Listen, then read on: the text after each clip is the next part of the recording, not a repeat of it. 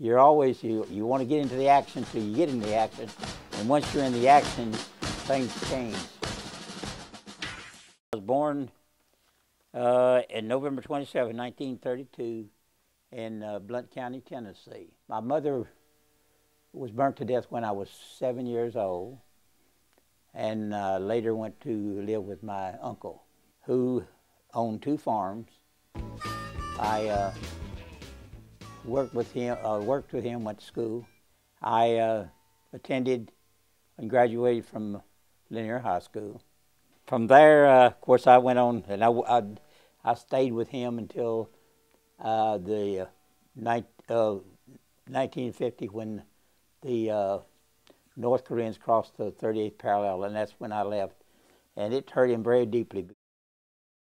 I met him, I was in high school, and he was in on a leave before going to Korea. He had a Prince Albert tobacco can, and he had it all crushed up, and he threw it at me, and I threw it back to him. We played catch for a while.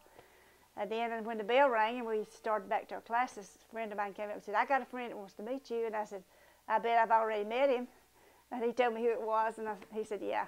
So he came and sit on the school bus. When school was out that day, he was on my bus. He said, "I'd like to ask you a question. Can I write you when I go overseas?" And I said, "Yeah, you can write me."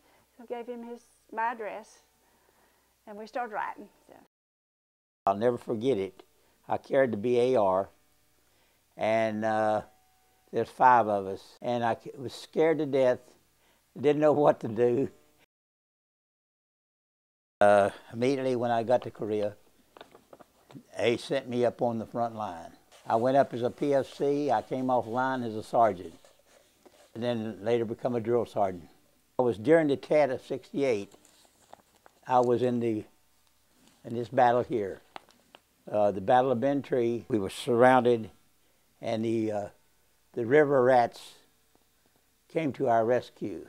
It was over 2 weeks before my wife could even heard from me. We wrote each other every day, and I wasn't getting any letters from him, he wasn't getting any from me. After that, I finally wound up at Fort Jackson, South Carolina. When I retired, I went to work with Sheriff Powell with the Sheriff's Department, where I worked 19.5 years.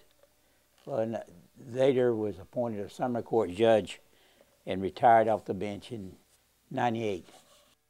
I learned I can't say I really learned a lesson from it. It was an adventure, there's no question. I'm very lucky.